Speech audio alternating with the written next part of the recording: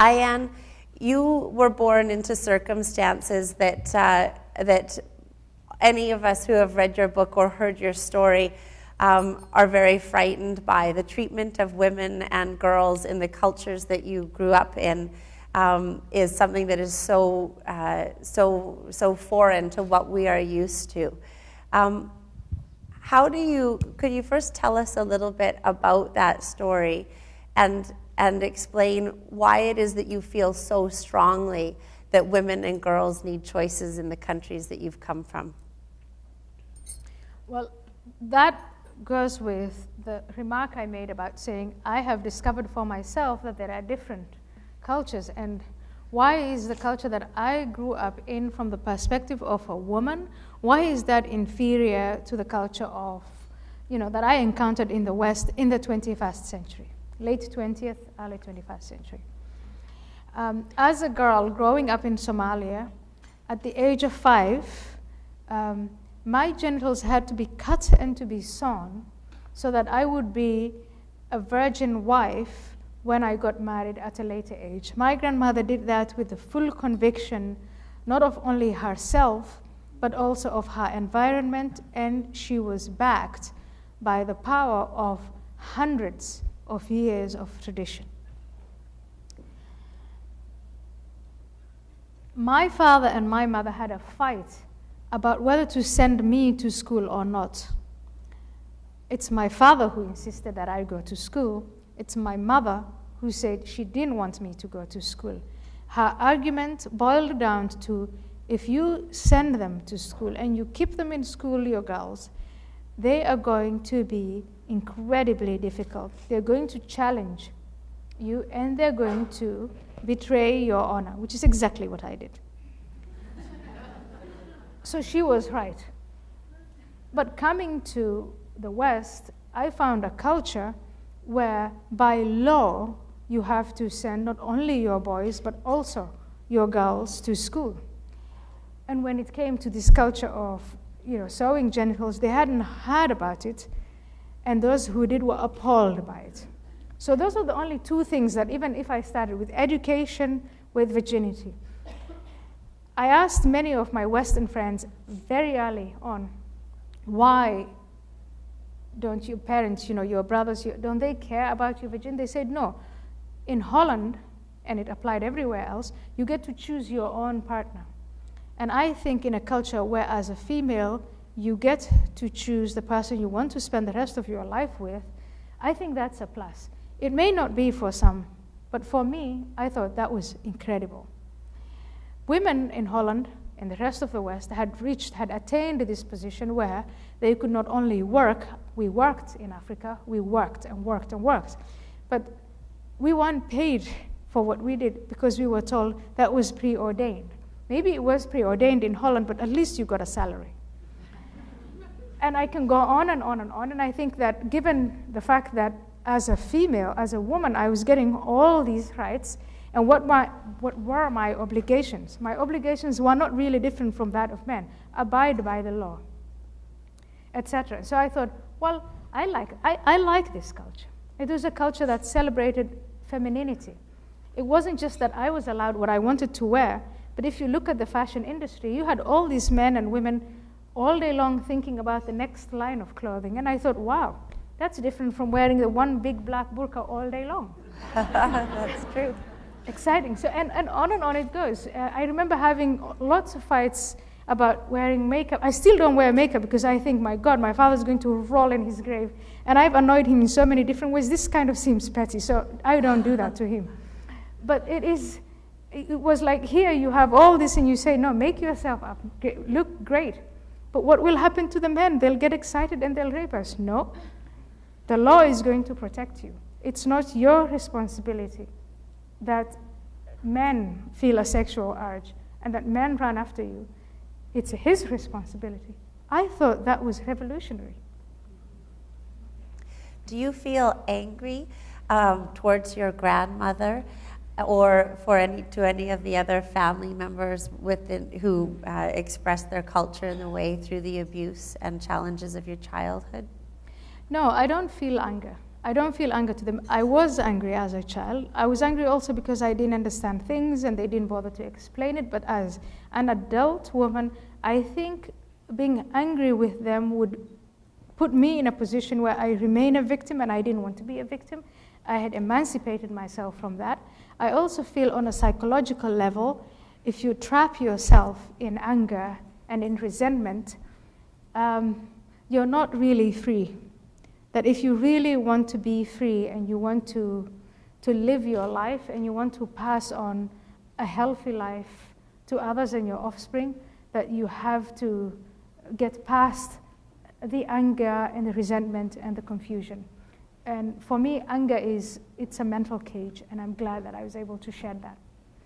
So when you came to Holland and you started discovering freedom and exploring some of your own ideas about religion and what that meant to you, you realized through the work that you did as a translator in the shelters that there were a lot of people from within these communities and the culture that you had came from that had brought that culture and those ideas to Holland and were still living that within their communities. Could you talk a bit about the culture staying that way and not changing even when exposed to these ideas?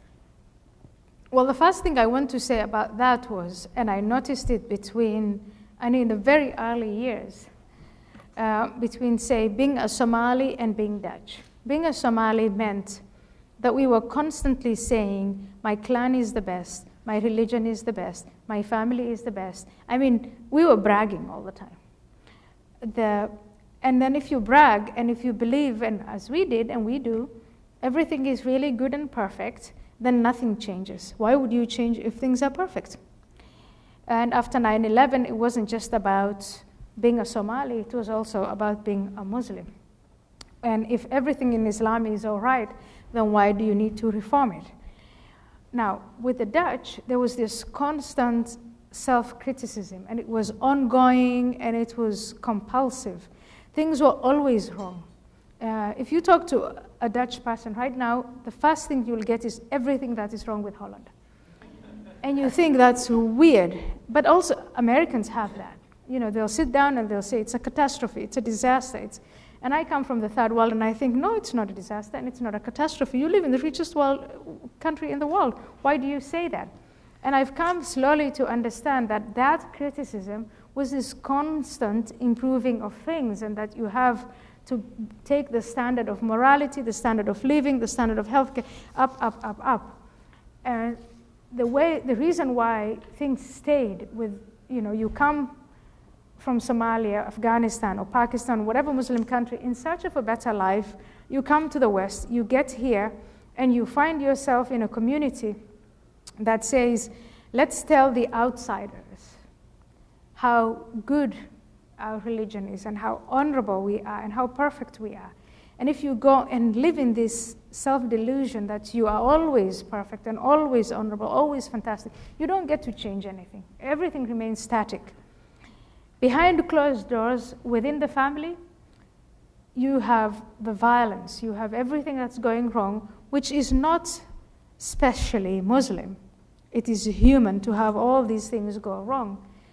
But then you don't get to change it, and the other group gets to change. So for me, it's the most important thing I've learned in the West.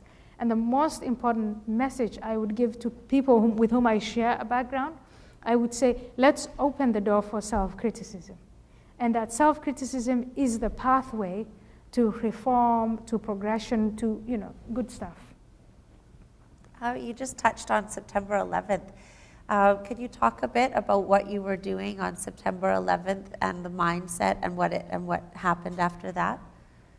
On September 11th, it was a Tuesday. It was about 3 p.m. in the afternoon. I was in my first job, at a think tank. It took me a long time to get that job. And my boss, or one of the senior guys, said, I want you to go downstairs and to tell them to shut up. Now, who are them? That is the campaign team of the Social Democratic Party, which was at the time the largest party in the Netherlands. And it's an old building, And the think tank where I worked for was in the attic, the second floor where the campaign was. The campaign people, that's where they were, and it's a huge open space with big television screens, and then below that are the rest of the party. And he said, I want you to go downstairs, and I want you to tell them to keep quiet. And I thought, how am I ever going to do? I mean, I've been here for a week. I walked downstairs thinking of ways of telling these people who are senior to me, who've been working here forever, to shut up. And the first thing I see are exactly what they're looking for and what's making them make all the noise, which was the second plane hitting the Twin Tower. I think it was CNN, and the anchor woman was saying, it's an accident, it's an accident, an accident. And then the same image, and she said, I think it's a terrorist attack, it's a terrorist attack. And just like them, I stood transfixed, just watching those images and thinking, oh my God, this is going to be war. This is going to be war. And after that, the analysis people made, people saying it has nothing to do with Islam, it's just a fringe, etc. And I understood it has everything to do with Islam. It's not a fringe group. This is something that's going to change the rest of the world. I didn't know how much it would affect my life. I couldn't know standing with all those people, but it did change my life. And I think in that sense, I'm the 9/11 generation. I was just 31 years old, and before that, I wanted to say nothing profound had happened, but I mean in an international sense. Before that, the world was, two superpowers. Even though 1989, that is when the Soviet Union fell, but that world order was still kind of in place. And that changed that world order, and that's what we are now living in.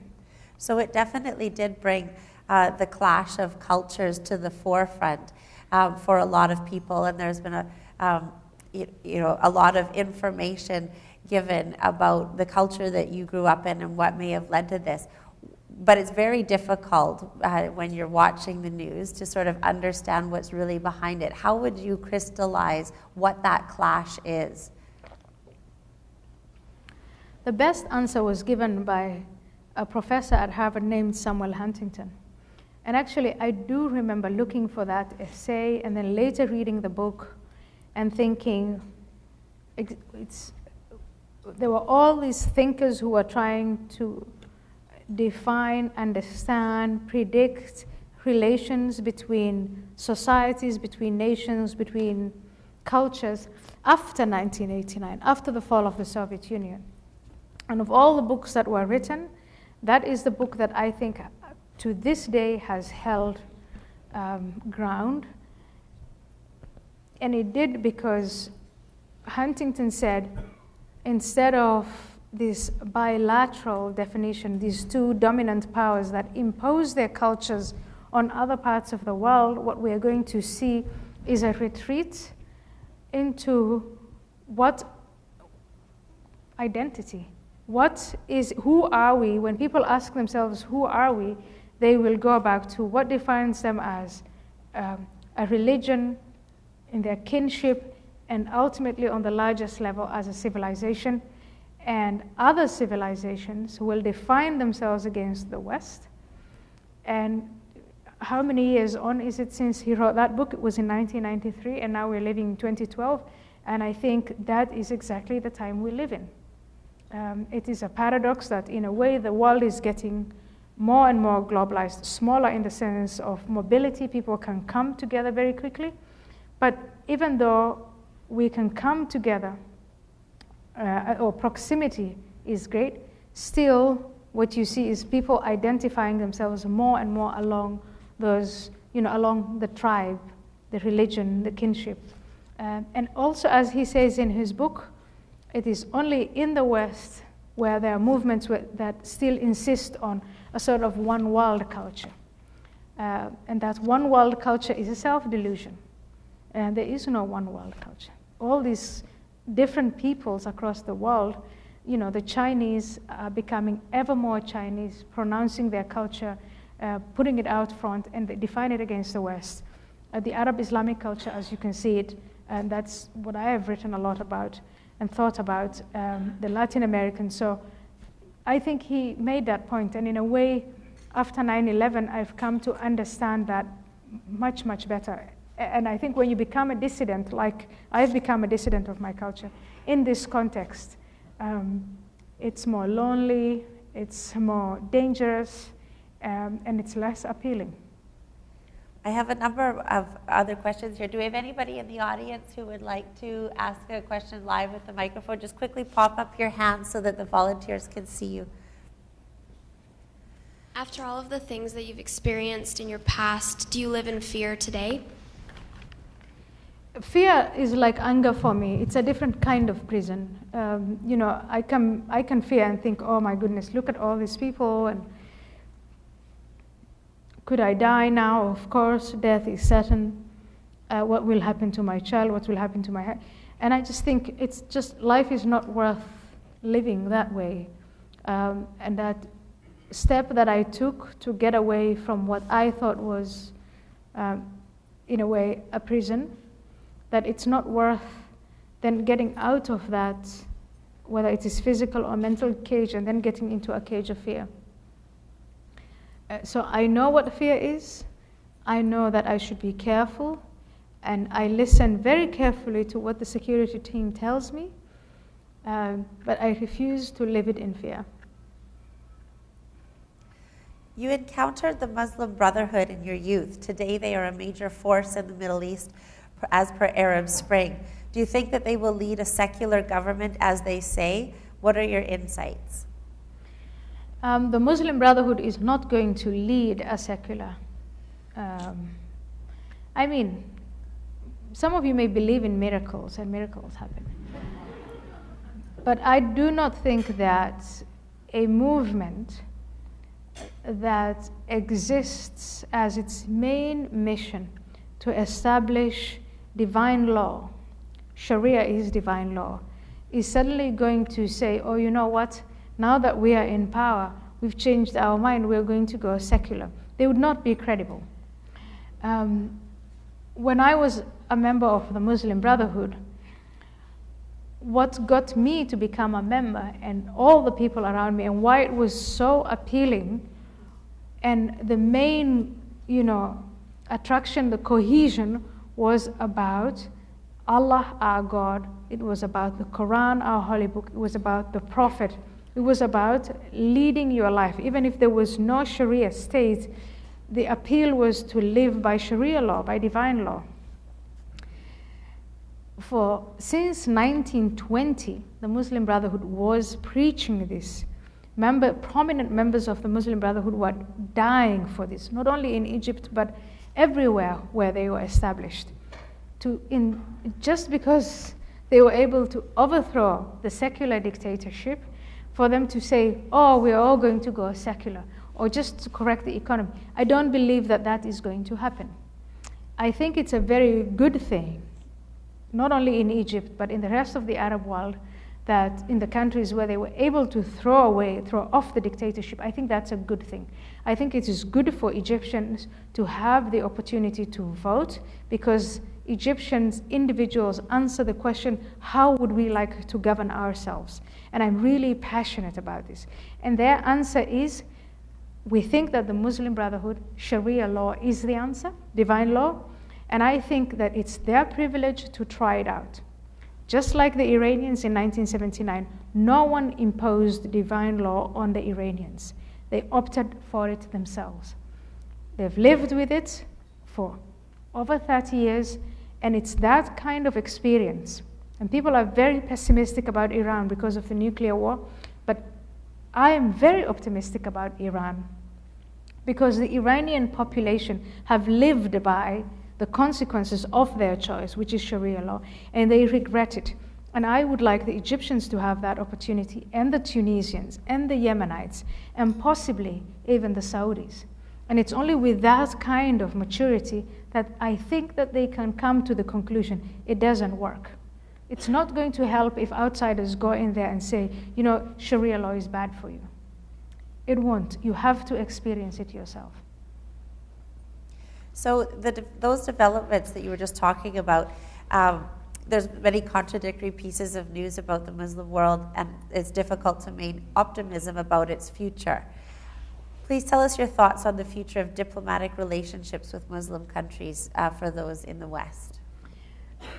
Diplomatic relationships are about the country. As a diplomat, you represent the primary interests or the interests of your own country. From an American or a Canadian or a Western perspective, if you are a diplomat representing any of these countries, it is not so great that the Muslim Brotherhood has won elections in Iran, or that it's not just the Muslim Brotherhood, Islamists across the Middle East have won power. So it's not so great, because Westerners do not have a shared values with the Muslim Brotherhood movement. So that is going to be a huge challenge. It's going to be, if you look at foreign relations as a matter of carrots and sticks, it's going to be a few carrots, but it might mean more sticks. Look at the situation between Iran right now and the United States and Israel and the other Western countries. We're going from diplomacy, where you sit around a table and you reach some kind of compromise simply by talking to one another. And then we move to the sanctions. And everyone, including President Obama, is putting the military option back on the table when, while he was being elected, he had forsworn all military options. So that is how I understand, what will be the diplomatic relations between nations that are run by Islamist governments and the West. It's going to be more of that type of thing. But that is a very different story from the locals who elect these people. And I think things in the Arab world, if power is taken over by the Islamists, which is the case, is going to be horrible for women. Things will be horrible for religious minorities, for homosexuals. And the relations between the Arab Islamic countries on the one hand and Israel will get even worse than it was. But in a way, I feel, is it better for them to have had all those dictators than to choose their own governments? And I think it's better for the Egyptians and for the Yemenites and so on to choose their own governments. And that gives them the experience, and after a while, hopefully, they will get to a position where they can see Sharia law is not the answer. Islamists are not the answer.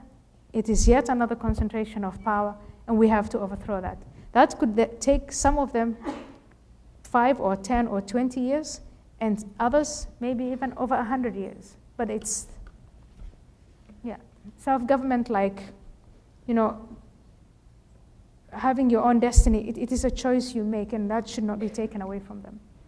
Could you comment then on the reaction and the involvement of the Americans in the Middle East? Do you believe that they should have a role, or that the West should have a role in trying to change things culturally within those countries? I believe that we live in a world where identity, culture, commonality between cultures and differences, that is the context we live in. And I believe that if a group of people can take the Quran and they can take money gained from oil revenues, and they can go as far as Pakistan and even as far as Europe, and they can spread what they consider to be, the truth, that the West can also do the same thing. So instead of an arms race, which is incredibly dangerous, which is inevitable, which we're in the middle of, I would also like us to have a race of ideas and cultures.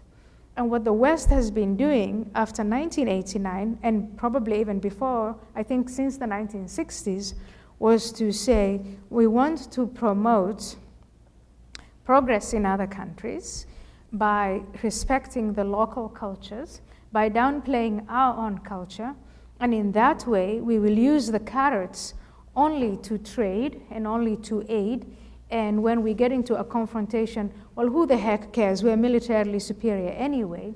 I think that that model is not working anymore, and that human beings can be influenced, and that we should get into that cultural race, and we should get into that race about ideas. And if we do that, then, and we can do it, for instance, by empowering the secular groups, they are there in the Arab world, in our own national interest, by empowering the secular groups because we share values with them, and helping them broaden their base, helping them come to power by peaceful means, and then we can actually get to that point where that we all want, which is to trade with one another and to have diplomatic ties and to have cultural ties, etc. But we won't get there without acknowledging first that we do have a profound cultural difference with the Islamists, and that that difference cannot only be solved by means of carrots. So in that context, Canada has a policy of multiculturalism. Could you comment on whether you think our multiculturalism is working? Again, I want to refer to the restaurant I went to this afternoon. And it is a restaurant that is Italian. We were served by a German woman who spoke French. The food was cooked by someone from Japan, etc. If that is your definition of multiculturalism, it's great. If your definition of multiculturalism, if you look at it from a different perspective, where you see the Shafir trials, the honor killing, the Afghani-Canadian man who killed his 3 daughters and his first wife, that is a different perspective on culture. And if you look at it from that perspective, then it's not working, it's a miserable failure. And the only way to keep that perspective, that cultural diversity, when it comes to food, when it comes to clothes, when it comes to innovation, etc., is really appealing and wonderful if you can hang on to that. And on the other hand, if you can say, well, all these other cultures that emphasize the rights of the collective over the rights of the individual, that is a no-no, then you can have a multicultural society that works and that serves humanity. If you have a multicultural society where you say, well, this particular culture, they can oppress their women, that's fine by them, because it's not going to happen to our women, then you're wrong. And that's not a good culture.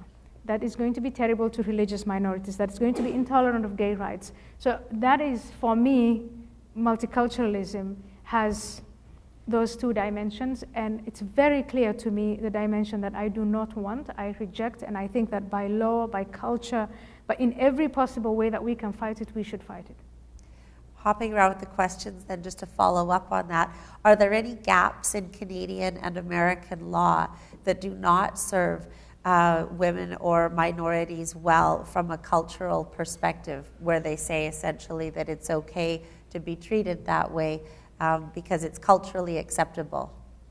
Well, in North America, as in other Western cultures, no answer has been given to the predicament. We want to respect and accommodate the cultures of others, newcomers. But what about the rights of the individuals within that culture? So it's fine to say every religion is welcome here, and it's every whatever. But what about the individuals within that culture? That question has not been answered, and it hasn't been answered properly. We are struggling with it. Immigration is putting that question on the table every single day. The second question is the rights of children. And it is related to that. For instance, homeschooling. I used to deal, when I lived in the Netherlands, with Muslim schools. And the question was, but we allow Christian schools, we allow Jewish schools, therefore we should allow Muslim schools. That's an easy answer. And it's, the kind of, I've answered that question, I don't want to think about it anymore. But what about the children who are then indoctrinated with radical ideas that are hostile to the environment where they're going to grow up in? How can we protect the rights of children in that way? How does that question differ from, in Holland we used to impose on families that they vaccinate their children. We had Christian minorities who were so extreme in their Christianity that they believed no one had the right to vaccinate children because that was interfering with God's plan. The liberal government I served in said, well, we have to weigh the rights of the individual versus the child versus the rights of the child and the health of the child. And the law protected the child. Children were vaccinated, whether they liked it or not. And immigrants and immigration is going to bring on the table more and more questions like this one. Given what you know of the Muslim faith, what should the West do to answer the question, fundamentalism that wants to end all that is not Muslim? And second to that, is Islam a religion of peace? Parts of the religion of Islam are peaceful. And for me, that is prayer, that is the month of Ramadan, fasting, it is going to the Hajj. So if you look at the 5 pillars of Islam, which is to confess that you're a Muslim, 1, 2, to pray, 3, to give charity, 4, to go, the month of Ramadan, to fast, 5, to go to Mecca if you can afford to. All of these things, for me, are peaceful. They can have or can be abused for violent means. For instance, you can collect money from gullible Muslims and then who think they're paying charity, and you can put that money to promote terrorism. But that's a small problem. But Islam also has a different dimension. It has a political dimension. For instance, the desire to impose Sharia law on everyone gets political. Jihad, the concept of holy war. Infidels, the treatment of infidels or religious minorities. The treatment of women. The treatment of homosexuals. All of those aspects about Islam as it is today, unreformed, are violent, and they're hostile to the idea of a liberal society. And in a liberal society, the beginning premise is that we respect the rights of the individual, regardless of their race, regardless of their gender, regardless of their religion. All of that is challenged by that negative dimension of Islam.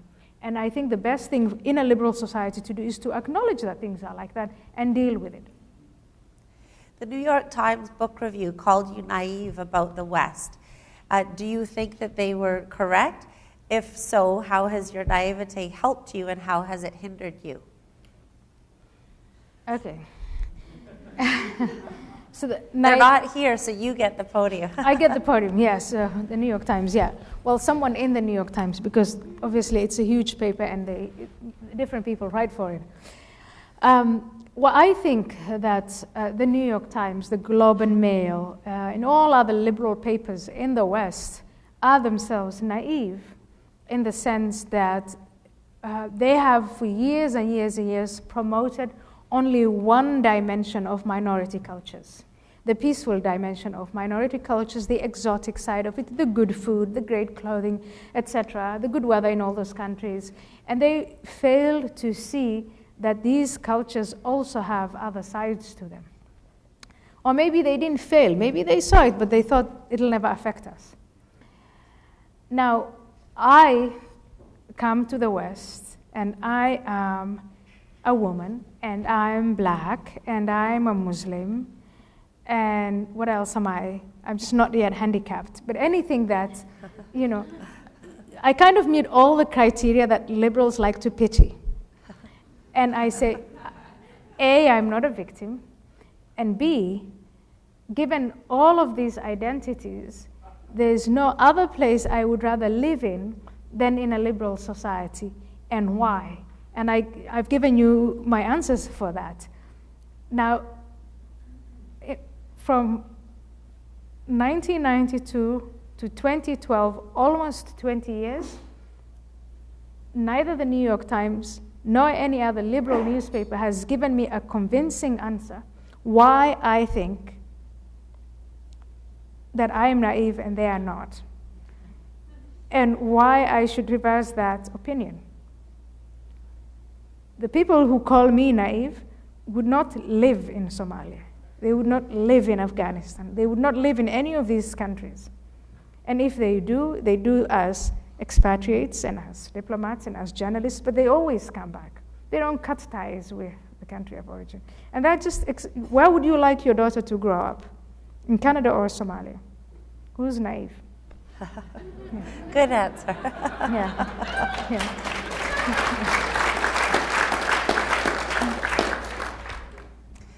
We just have a few more questions. Are there any others from the audience here? Oh, okay, we got microphone. Just wave your hand if you'd like the microphone. Okay. Thanks to Leah, some of us have had the privilege also to meet Fawzia Koofi from Afghanistan, I think, who's hoping to run for president should she survive. And I'm wondering, we hear from you and we hear from Fawzia about what there are, the possibilities that there are. Are there male voices in the Muslim world, in politics or in intellectual thought, who are speaking out along the same lines that you are? And a little bit along the same lines, have you come across men who've left the Muslim society in the Arab world and come to the West and changed their thoughts the same way that you have? That's a very good question, in the sense that sometimes inadvertently I create the impression that women are victims of men in the Muslim world. And that's not accurate. I don't intend to create that impression. There are lots and lots of men, more men than women, who have risked their lives to reform Islam and to improve things on the local level and even as immigrants. In fact, in the United States and in some parts of Europe, and I know that in Canada there are some of them, there's a formation of, Muslim dissidents, or the Society of Ex-Muslims, and that is led by men. I also want to express my appreciation for some of the men in the sense that they do allow their daughters. My father sent me to school. He's not alone. There are more men within Muslim society. I mean, we're talking about people who are over 1 billion, 1.5 billion. So there are lots of men who do send their daughters to school, who respect their wives, etc., etc. These men, have they united their resources, their intellectual capabilities to start a movement, for instance, like the Muslim Brotherhood? No. They've made attempts, which they haven't realized, because of the violence that they meet, just like the women. So for me, the situation of women in the Muslim world is not only perpetrated by men. It's as if everybody is sort of in the system. And in many ways, women are more responsible for keeping things as they are instead of promoting change. But all of that is changing. Women are becoming more active and they're becoming more vocal. And those women who are active and who are vocal and who are successful do it because they're allowed to by their guardians, by the men who protect them, whether they are their brothers, their cousins, their husbands, or their fathers. Having said that, if things do change, if women in the Muslim world become completely emancipated and equal to men, then that means that men will be compromised in all sorts of things that they're used to. I mean, I mentioned polygamy, but that is just one thing. So, I mean, I can see why men would be reluctant to change things. Yeah. We've got other questions here. Actually, you kind of touched upon the question I had, which was that when I read your book, and your mother and your grandmother facilitated this kind of abuse, and it seems, like my grandmother was a suffragette in England, and it was a woman who stood up and wanted to be counted. And how do you reconcile that, the fact that more women are allowing this to happen to their daughters like yourself? And how do you get there? How do you get to the point where those women change that? So in my experience, I have always wanted to understand why women wanted to pull other women back. You're all familiar with the concept of honor killings. Every single honor killing case and honor violence case that I have handled in the Netherlands, it was a woman, whether it was a sister or a mother-in-law. Mother-in-laws are so notorious. But it's always a female who would bring it to the attention of the men. Most of these households are separated along gender lines. There's the women's space and there's the men's space.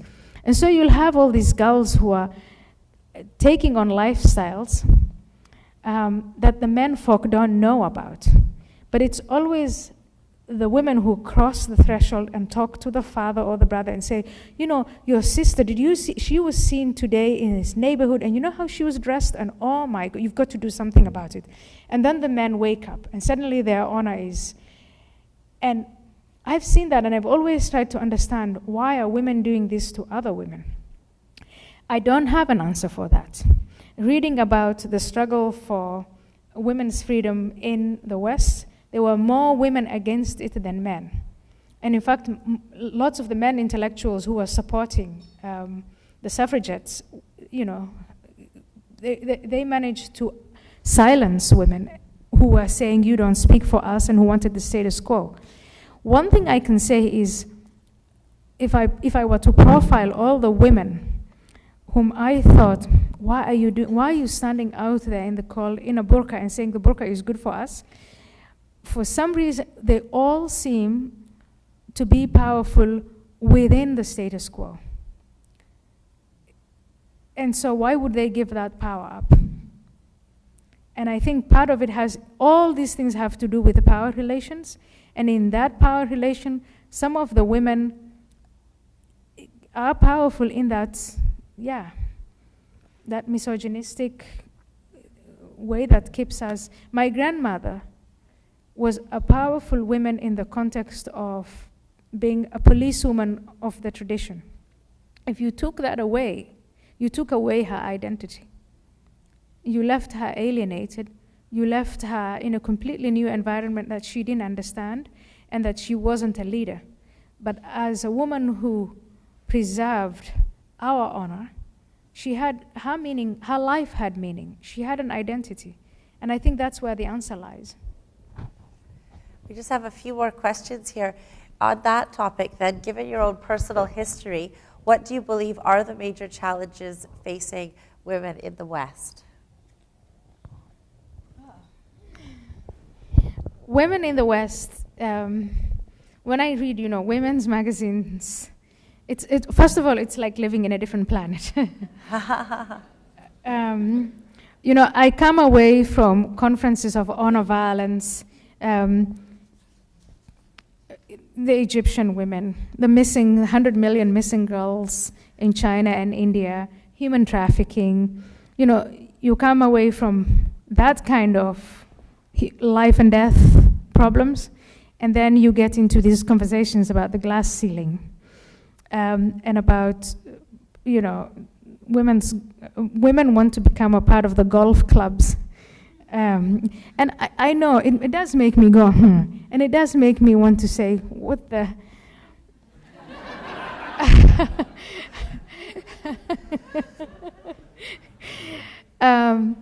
I remember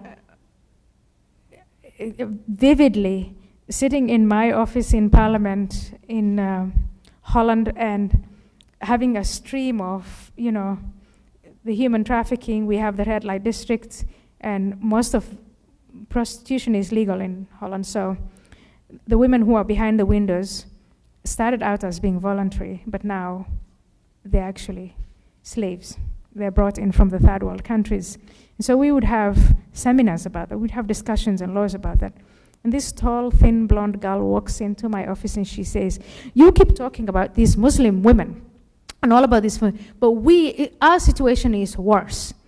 And she's dressed in designer clothing and she has this huge handbag. And she said, and I told her, where do you work? And she said, Deloitte and Touche. And I said, what is the problem? And she said, they don't have tampons in the bathrooms. Can you imagine that?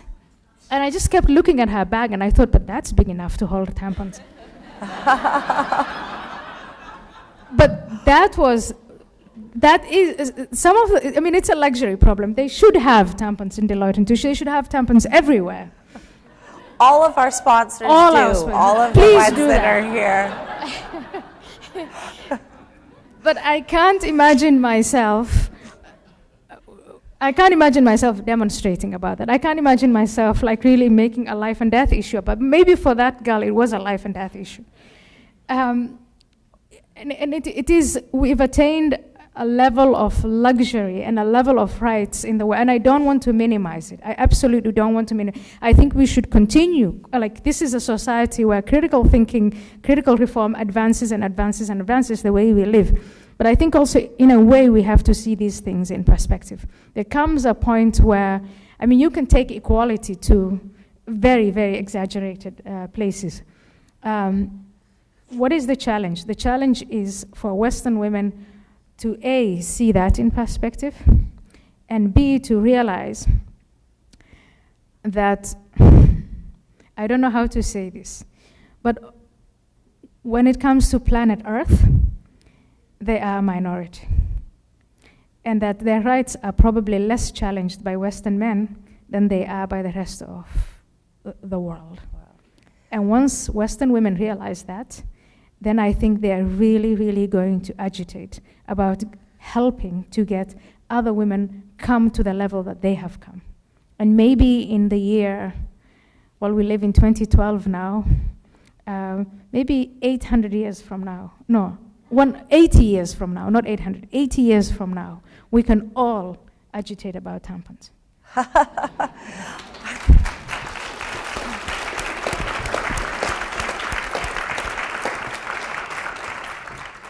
I think that's a great note to end on.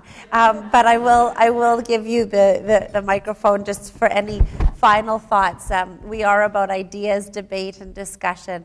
What else could you leave our audience with for us to go away and think about and discuss with our friends and colleagues? One, that you guys are incredibly lucky. And you're not just lucky, you've all worked hard to be where you are. And Canadians, Western society, all the freedoms, everything that you have, you've earned it. 2, keep it. That's very profound. Thank you very much.